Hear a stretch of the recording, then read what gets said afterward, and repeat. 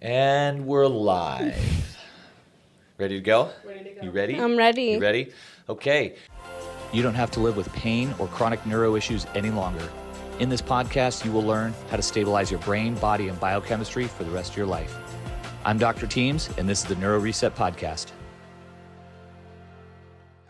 Hey everybody, welcome back to the next episode of the NeuroReset podcast. I'm Dr. Teams. We are here at Desert Brain and Spine, and we are here with a wonderful patient, Ahbi. She's going to tell us all about kind of some of the things that she was dealing with, what we did, and kind of how we got there, and then where we are now, right? And how you healed me. Yes, we will talk all about that. So tell me a little bit about yourself, like where are you living, where are you coming from, what are you doing for work, how old are you, those kinds of things. So I'm 22. I come from Safford, Arizona. It's about 3 hours from here. I'm a dental assistant. I work off the reservation in San Carlos, which is about an hour drive for me to and from work.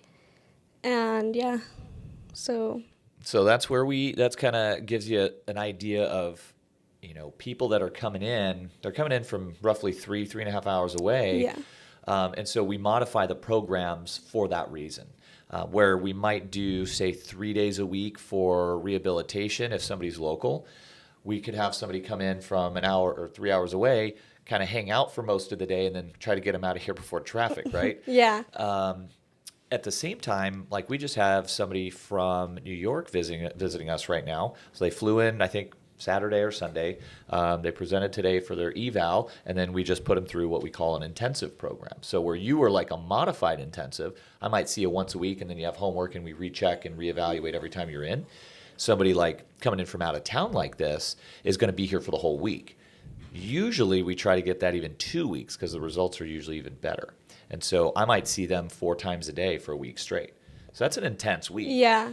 You remember how it felt in the beginning. Yeah, I work 4 days out of the week, so I would come up here usually on Mondays and then go back the rest of the week and work, and then do the same thing on Monday, come back up here. Yeah, and so you've got a pretty demanding schedule, I would say, right? So you work 4 10s then? Yeah. So 4 10s, and then you try to eat right, you try to work out, you try to have fun, you try to go to all the country concerts that are put on in town. So what was going on? What brought you here? So it was in about May of 2022. I started having what I thought was like really bad tooth pain. It would just ache on and off, and now that I know, it was my trigeminal nerve that I was feeling, not my tooth. So it would just ache on and off. I was going back to my dentist, seeing if he could help me with anything. He wasn't really seeing anything out of the obvious. He was like taking x-rays, doing some dental testing, wasn't finding anything. And so he would kind of like put it off and be like, next time I see you, we'll see if it's still there. I kept going back to him, didn't really figure anything out. I work with about 5 general dentists, 2 oral surgeons, 2 endodontists, which are root canal specialists. I would ask all of them if they kind of knew what was going on, would show them my x-rays. They didn't really know anything out of the obvious. And so fast forward to about December of 2022, that same pain that I was having in my tooth went to behind my eye, the left side of my left eye. So the best way that I could describe it is if someone was like, it felt like someone was putting like a knife to my eye. It was just like really bad nerve pain. And so at this point, so from between May and December, it had gotten worse. Yeah. So you were going down what seemed to be like, this area hurts, so it must be that. Yeah. Right? And so 5 to 7 docs later, at that point, no answers. Yeah, still no answers. It moved to my eye, and then soon it moved throughout like my head, just like really sharp nerve pain. I was also like getting another symptom where my left arm and my left leg would go numb, and my left arm, the best I could describe it is that someone would tie like a rubber band around my arm, and it kind of felt like someone was cutting off my circulation. So I scheduled an appointment with my primary care in January. She kind of was dismissive, said that I was either PMSing or having migraines. She put me on Excedrin migraine.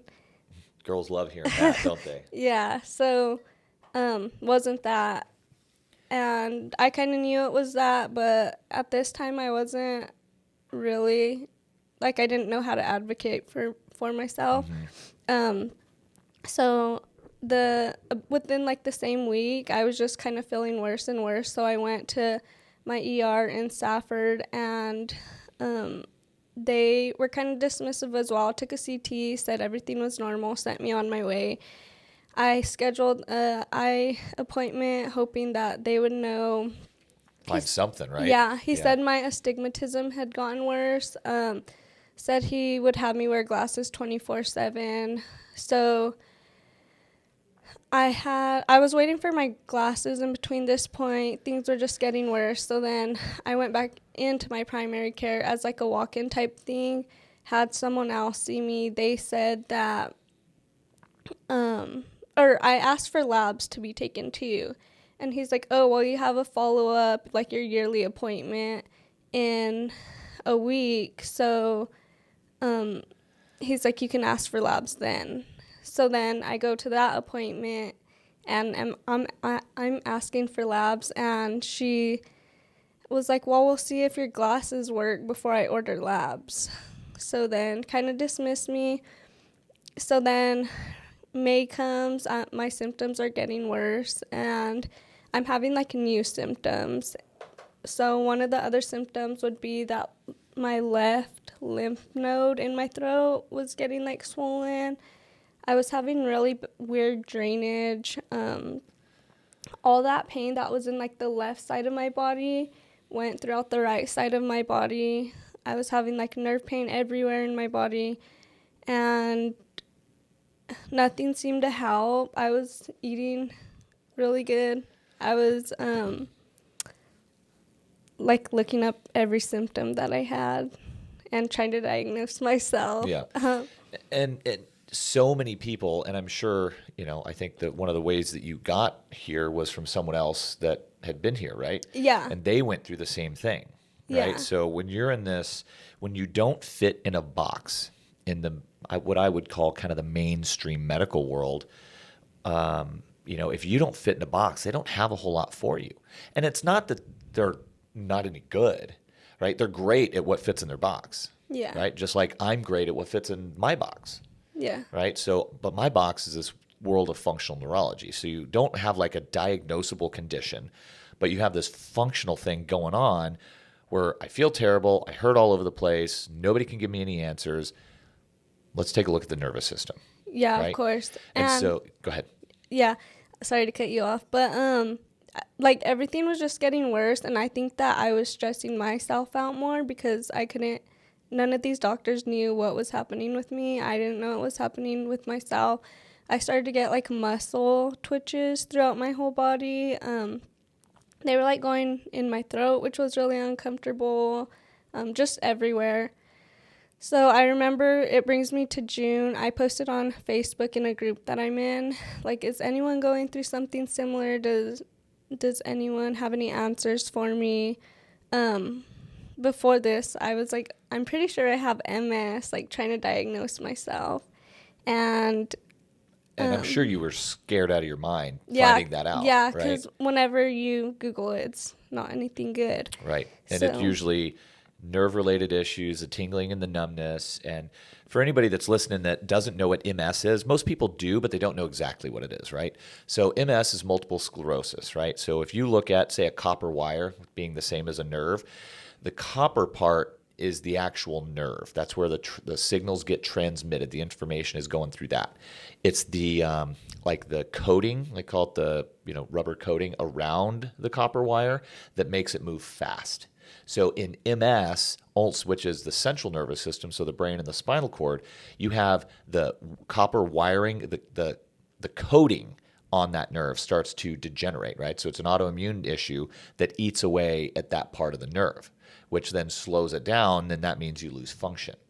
just to be clear, she didn't have this going on, Yeah. but so many people start looking for things and they see this and they're like, oh my gosh, I have MS, right? But all your imaging was negative. And so this world of functional neurology enters at this point where you're like, I don't have a diagnosable condition, but I still am functioning very poorly. Yeah. What do I do? Of course. So instead of, okay, I have to get you a diagnosis in order to treat you, we say, hey, we actually don't really do diagnoses. Like we can take a diagnosis, but we try not to give them because imagine if somebody would have given you MS as a diagnosis. Yeah, I would What be would have happened? terrified. Right? You'd be terrified, but then you'd been treated inappropriately. Yeah. Right? Yeah. And so I'm glad that you educated yourself and went through this for over a year, right?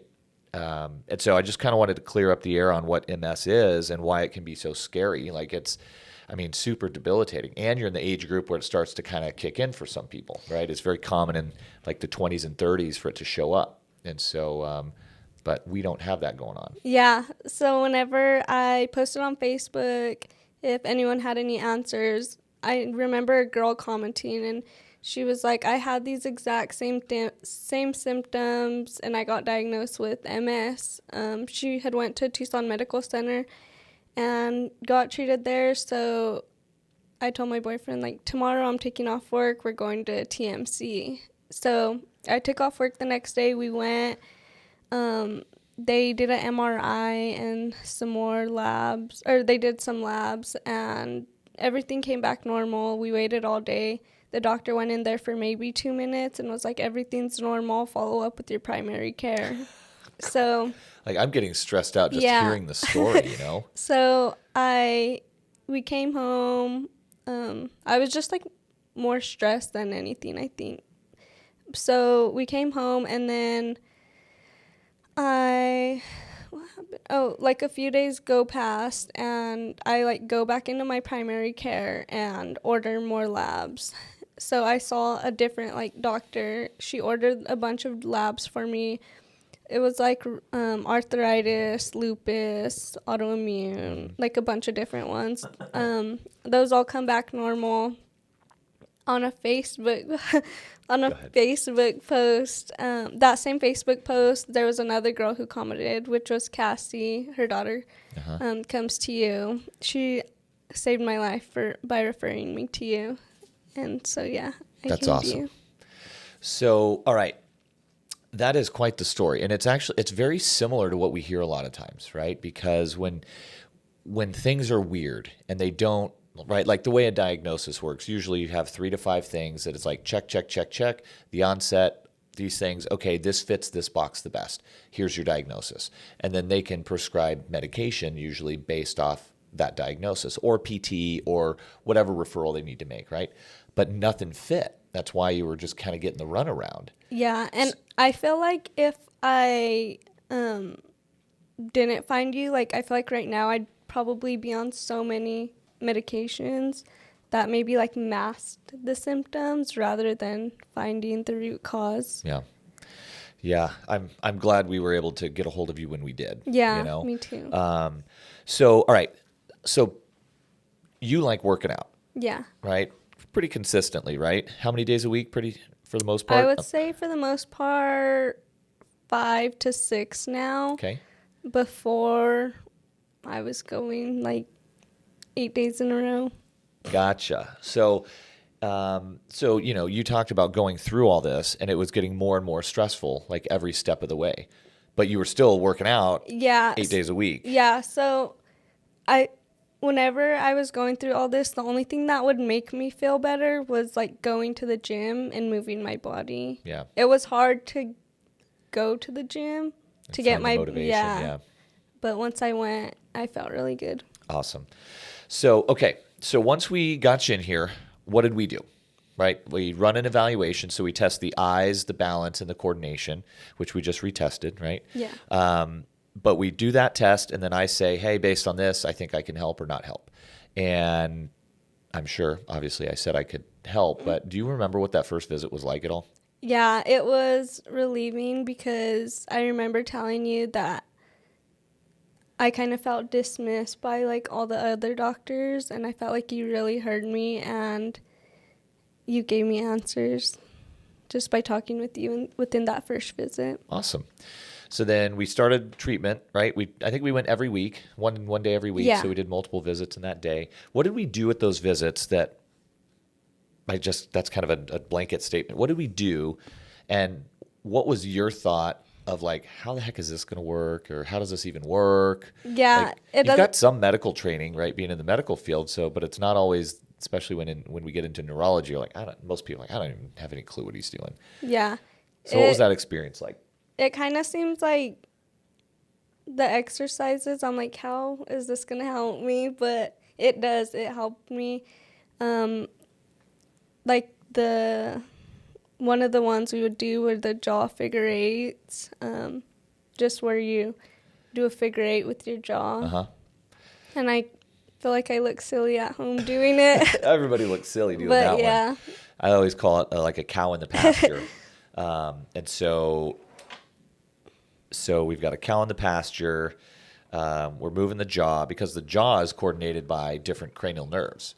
And so when we were going through what you were describing, especially with that onset of like your trigeminal system, Yeah. that trigeminal nerve is a very interesting nerve because it innervates our whole head and face, and it carries head and face pain, right? So it tells us it's mostly the sensory aspect, where the facial nerve would be like the motor aspect. So it'd be like eyebrows, squinting, dimples, smiling, stuff like that. Yeah. So that's the motor aspect, but the sensory aspect is when that becomes sensitized for whatever reason, whether it's from exercising too much or a stressful event or a head injury to a different part of the head, but it causes sensitization of that nerve, you're going to have an expression of pain, which is where it started in one spot and then basically spread and grew to the other. Yeah. And so I knew that the trigeminal part of the brain, or basically the pontine area or the pons, it was unhealthy. And then that just kind of spread more and more to other parts of the brain.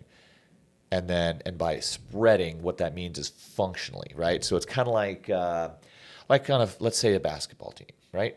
Then you've got the star player who's doing maybe all the work, right, for years, right? And he's starting to get burned out.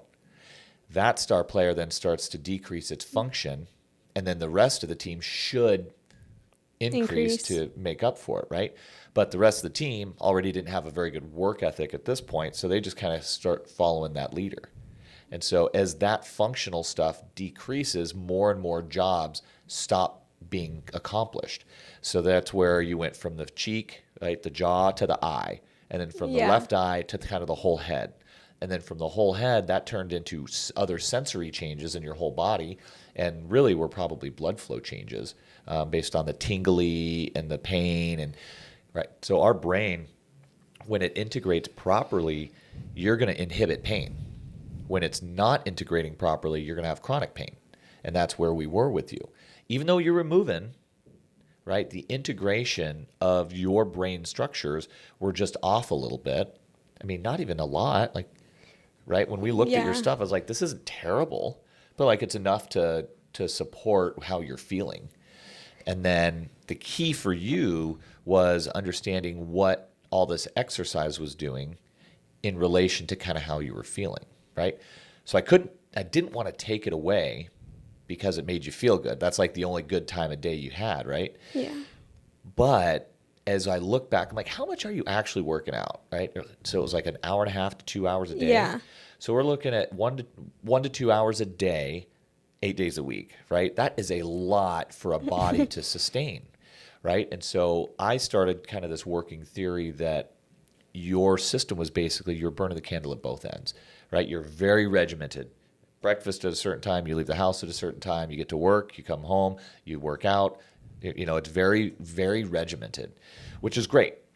But usually that type of regimen is controlled by a certain type of brain, like a little more type A, just very detail oriented. Yeah, I remember when you were telling me the story about someone else that needed to completely stop working out. I just stopped working out, and then everything was starting to come back. Uh-huh.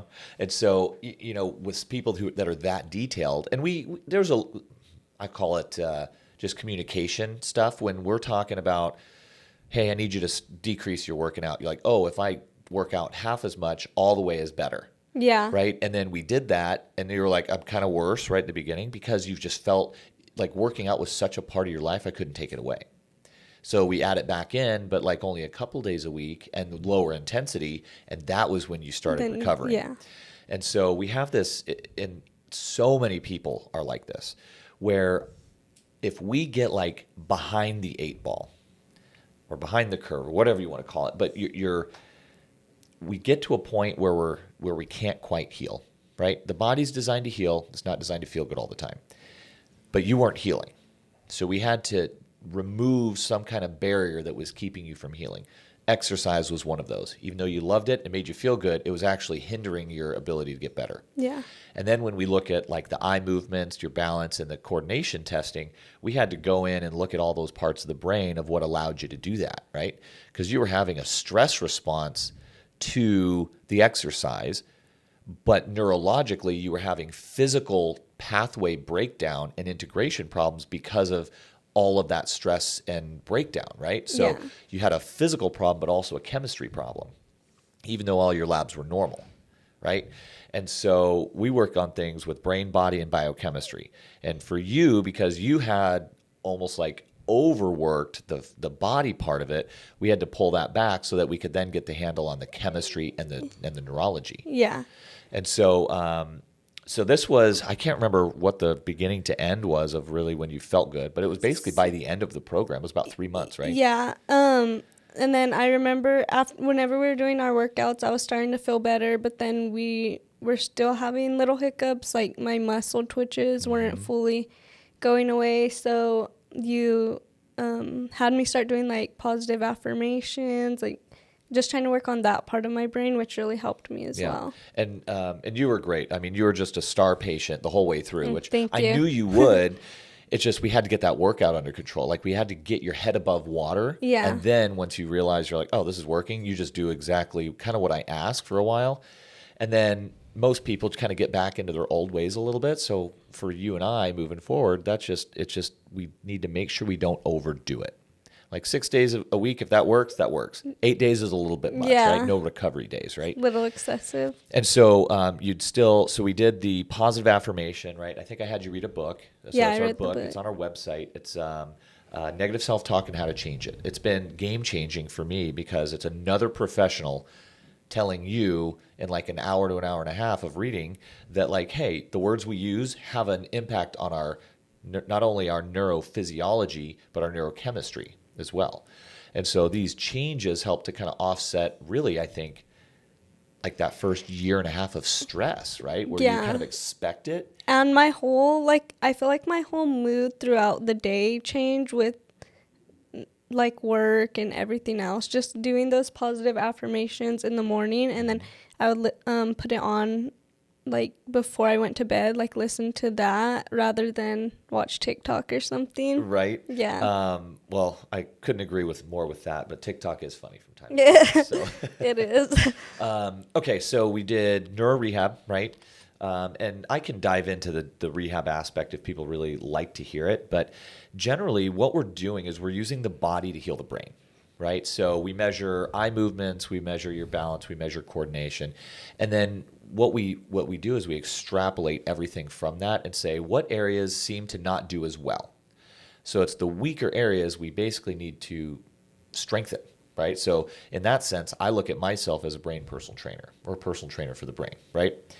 So where you had weak areas, we knew the trigeminal system was weak. We knew that the blood flow control was weak. We knew that stress control system was a little bit off. But why? So we figured out we had to decrease the exercise, and that gave us the ability to start to do work that you handled way better. Then we were able to do our body movements, our eye movements, our head movements, our breathing exercise, our positive affirmation. I think we even tried messing around with like caffeine as well as like protein stuff. Electrolytes. Yep, electrolytes. So we kind of walked through the whole thing before I took that exercise away. Yeah. And then we took the exercise away, and it was like within a week or two, you're like, okay, that's helping. Yeah. Right? And I wish we would have done it sooner, but it wasn't so blaringly obvious until I really started asking, how long are you at the gym? So like 6 to 8 hours of work in the gym, that's a lot per week. But 16 hours of work per week, that is a lot. That's like Yeah. that's like a professional athlete level, right? Where it's their job to be in shape all the time. Yeah. And so, but right, they only have a 10-year career. So, and then I know that a lot of them have to put the pieces back together when they're done, right? And so I know that you were just burning the candle at both ends. Yeah, I think that I was just working out so much because like it would make me feel better. So Yeah. I was like, I need to go to the gym to feel better. Right. Which is a completely normal response, like thought process. Like I feel better when I work out, so more should be better, right? Yeah. Everybody's a little bit different. Some can handle more, some can handle less. Like my body and my brain does great with 3 days a week. If I do less, I do less good. If I do more, I start to get sore and then I get a little crabby because I don't feel that good. Me too. And so, right? So it's like everybody kind of in moderation. Like there's a tolerance, right? We talk about the pathways, then we talk about the integration. The last piece is tolerance, right? You had lost tolerance to the world because you kind of just burned it up. But in order to regain that tolerance, we had to reduce a lot of your output so that you could use the energy instead of working out to heal. And so we went through the neuro rehab. She's doing really well. Then we started with the positive affirmation, still doing really well, but there was still a little piece left and we couldn't put our finger on it. Then that's when we actually ran a stool test, right? Yeah. So with that stool test, what we look at is your body's ability to basically digest things. We look at inflammation. We look at the actual foods that you're either low or high on. And then we look at your normal bacteria and bad bacteria or infections and things like that. And one of the other symptoms I remember having also that we didn't really pinpoint, but now we did. I was having those after I would eat. I was getting like red bumps on my skin that would like itch for a little bit. After eating, they would go away within like a couple minutes, but they were still there and they would itch for a little bit. So that's one of the reasons I was like, all right, we get this piece figured out. So a lot of times like those rashes are highly associated with stress. Like I've had multiple people, they have these huge stress responses, get like this blanket rash like on the backside of their shoulder or their stomach or something like that. And so that tends to fit. So I was hoping that we could reduce that just from all the other things we did. But by checking out your gut function or like the health of your gut, we're like, oh, there's a few things here, right? Mm-hmm. So I think we probably got on some, you'll remember better than I will, but like some digestive enzymes, I think. Digestive enzymes. And then there was like, I forgot what bacteria was in me, but there was like some bad bacteria. So we got on some herbs to remove that. Mm-hmm. And then I was on omegas, magnesium, and then there was one other thing, just some vitamins I think that you gave me. Yep. And so when we look at stuff like that, so omega-3s at the right dosing, most people don't take enough. They take like one capsule, and that capsule is going to provide maybe 1,000 milligrams of DHA and EPA. So DHA is going to be more of that omega-3 fatty acid for the brain. EPA is going to be more for like, say, the gut and the body. So it's going to decrease inflammation, but you have to have enough. So anywhere from 3 to 5 grams of that, and it's kind of a lot of like, especially swallowing those big old horse pills sometimes. So that can be a lot, but it's super necessary. And so we increase the dose there, and then we use the right kind of magnesium to enter the brain to help calm the brain down, right? Because your system was kind of overfiring because it was being burnt so bad. So then we just calm it down that way.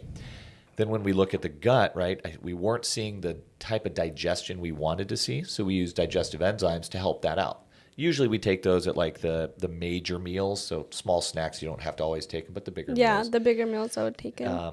So those support breaking down the food proteins to a really microscopic level so that we can get the nutrients out of them. So we might get, say, an amino acid instead of a full piece of meat.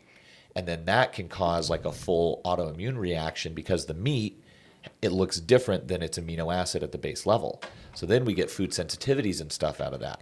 So that, I don't think that was so much your case, but I think we were on the way there. Yeah, I think so because like I even remember like going back like to my high school days, I would never eat. I would eat like a few bites and feel so full. Even up to right before this whole journey began, I would just like feel like that, but now I'm able to eat a lot more and like taking a lot more protein and stuff like that. Awesome. So in addition to some of the products we use those to kind of calm the brain down, decrease inflammation. And what she was talking about with trying to basically remove the stuff with herbs, we have good bacteria and then bad bacteria or opportunistic bacteria. I'm pretty sure that's what was off with you. Yeah. So there's no infection, right? Most of the time, most people don't have infections, which I kind of got away from testing for, but that dysbiosis, which is bad bacteria growing too much and the good bacteria being too little, we had to kind of remove the bad stuff. Kind of like I equate it to being in a neighborhood with no HOA. When you first build that neighborhood, it's like everybody's super stoked, keeping it clean. Then they move out, and then you move renters in. Then next thing you know, they're changing the oil on the lawn. Goes downhill. And then the whole, and that starts, everybody else starts moving out or getting pushed out because it's not as clean. And then more opportunities show up for people to just make a mess out of the front yard.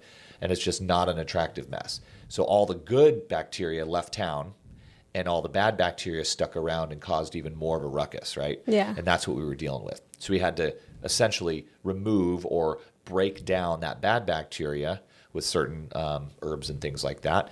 And then we would replenish the good bacteria. And we had to use very specific strains and whatnot based on your results. And then it was within like a couple of weeks of that, I think, that really started like kind of hitting I'm feeling really pretty good. And so how long have we been, so when did we start? So I remember my first consultation date. I'm pretty sure it was like July 10th. Okay. And then did we start rehab that day or did you come back the week? We started rehab that day, Okay, cool. and then we went for 6 weeks where I would come once a week, and then I started coming 2 weeks after that. Okay, cool. Do you remember when you started feeling really good? I want to say whenever I started coming every 2 weeks, I was feeling good, but we were still just having those like little hiccups where the muscle twitches. Like the last 10, 20% kind of thing? Okay. So if we did 6 weeks, so in 6 weeks you went from July through, let's call it end of August, right? So in 6 weeks we were able to make some pretty cool changes. Then after that we just kept kind of chipping away. I want to say it's been 3 months, 2-3 months since you've been feeling really good. Yeah. And so now we're just keeping you feeling good, right? Mm-hmm. And we're going further and further. So we're like a month out. I think today's technically our last one, right? Yeah, I think so. I think today or one more. I think one more might be the last one that we have planned. And so we'll go like 4 to 6 weeks out. Make sure you can make it that long and you're feeling great. And, we're not getting too far off of doing our own exercises. Because most people, when they feel really good, like they go back to doing the things that they used to, right? But we know that if you burn the candle too bad, you run a risk of maybe bringing that other stuff back, which we want to avoid, right? So we don't try to put fear in there. It's just education. So 6 days a week sounds like it's probably the happy medium between getting all of your exercise in, but also not burning the candle at both ends. Staying on top of some of the nutrition stuffs like some anti-inflammatories, the omegas, and maybe the magnesium would be good, and probiotics to stay on top of. And then basically after that last one, we'll probably go like 3 months and just do a check-in, make sure that your neurology is looking good, your balance is stable, which I think it was always fine. And then some of those TAP scores, that cognitive like timing stuff was really good. Yeah, it was crazy seeing like today whenever we did the TAP score to whenever I first came in. I think it was like 90, and whenever I first came in, it was like 41. Yeah. It's crazy. What we're kind of describing is a rhythm tapping metronome type of test. And so we test the right brain, the left brain, and then both brains, the ability to go back and forth. And so in the beginning, her tests were in the 40s. There was one was like 80 and the rest was like 40s, right? And so it's like, okay, so one brain works fairly well. The other brain doesn't work as well, so we need to make sure that part of the brain is working better so it kind of evens out both brains. Then as we start to kind of do like cross-crawl tap and some of those coordinating exercises, I'm asking your brain to send blood flow to coordinate the muscles, but also blood flow to the brain area to make sure that you can fire your hand or your foot and on different sides of the body. So as we do these exercises, you get more and more efficient in them, which controls timing, which then can control like a stress response, which then can control like positive attitude, which then can control muscle activity and blood flow even better. So by doing all of those things combined, we were able to completely stabilize your trigeminal system. We were able to totally stabilize the blood flow and the nerves in your arms and legs, right? Yeah. The throat thing, that took a little bit, but it finally went away. And it was more of like when people have a stress response, it usually starts in their stomach or chest and then can feel Yeah, like and it goes up into their yeah, throat. because I feel like I would feel it in my stomach at first, and then it just like slowly gravitated towards my throat. And because maybe in the beginning, I don't remember if I asked this, but with you're like, I'm so concerned about my throat. And I was like, okay, let's focus on the throat.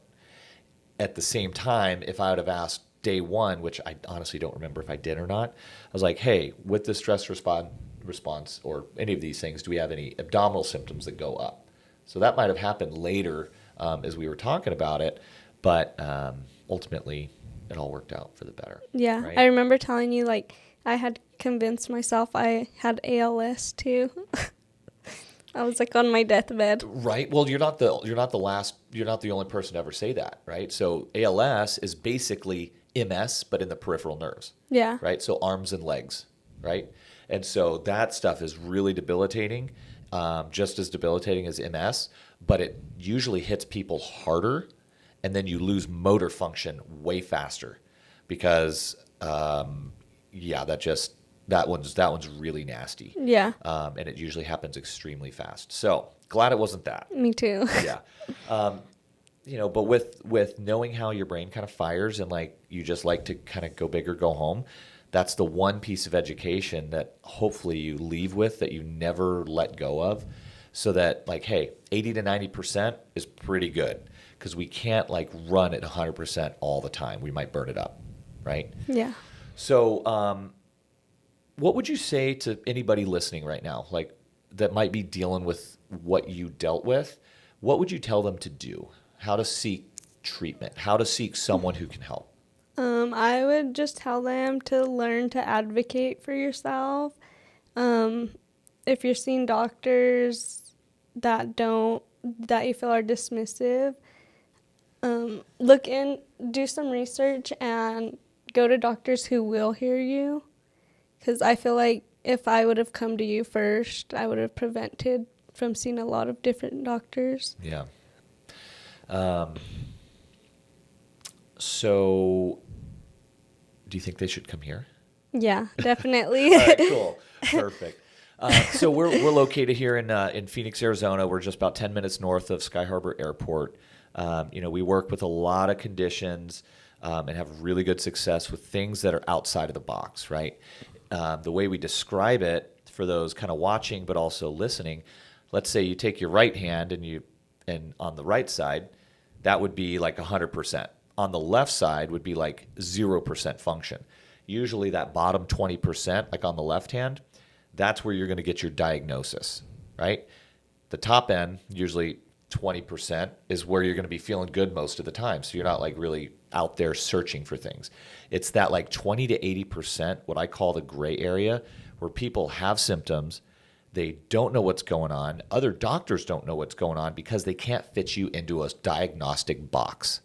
And so to me, that would be where like this dysautonomia or lack of proper blood flow control and integration is happening in the nervous system. And so that's where we spend a lot of time with people is trying to figure that out. So like, don't wait for this to get too bad because it just gets harder and longer to fix, right? So even if you have a diagnosable condition down at like, say, POTS, like you were probably headed in that direction. So POTS is postural orthostatic tachycardia syndrome, or even something like trigeminal neuralgia, which you probably looked up. Yeah, as well. I thought I had that too. That's like that lancing, searing pain where like a breeze can hit your cheek and then you can just drop to the ground. It's so painful. Thank goodness we avoided that. That's like that gets really, really what we call plastic or very strong and hard to undo. You can do it. It just takes a minute. And so we work with a lot of conditions that are gray area, nobody really knows what's going on, but also diagnosed conditions, things like dysautonomia, CRPS, migraines, vertigo, dizziness, the weird tingly numbness stuff, the high stress, high anxiety type of patient, we do extremely well working with them to help reduce those symptoms and improve the function of their nervous system. So if anybody out there is looking for anything, just give the office a call. And, we're happy to talk with you, myself or Dr. Rachel. We can have a consult to figure out if this really is the right place. And then we'll just take the steps after that to try to help you if we think we can. Yeah, come see Dr. Teams. Him and his staff are really welcoming. Awesome. Thank you so much. I really appreciate you sharing your story. Oh, wait, by the way, how do you feel now? Amazing. I feel normal, back to normal. Awesome. So, because we always had to ask, I was like, hey, does your boyfriend see anything yet? And he's like, yeah, he's telling people I'm calmer, right? I was Yeah. like, that's usually the first thing boyfriends or spouses say. But anyway, I'm just really happy for you. You're not stressing about any of these other conditions anymore. It's hopefully you have all the tools you need to manage this and keep it from ever showing up again. Just after we've spent our time together. So yeah, thank you. You guys have helped me a lot. Well, we appreciate it. You were an all-star patient, so it just makes our job so much easier when you just do things the way you did. Yeah. So thank you. My pleasure. Thank you for being on the podcast and sharing your story. All right, everybody. That is going to conclude the NeuroReset podcast for today. Thank you so much for listening and watching. Stay tuned for the next ones and check out tidbits of stuff online at desertbrainandspine.com, Instagram, Facebook, Desert Brain and Spine, and then YouTube videos for any of this stuff and additional education. We will see you next time.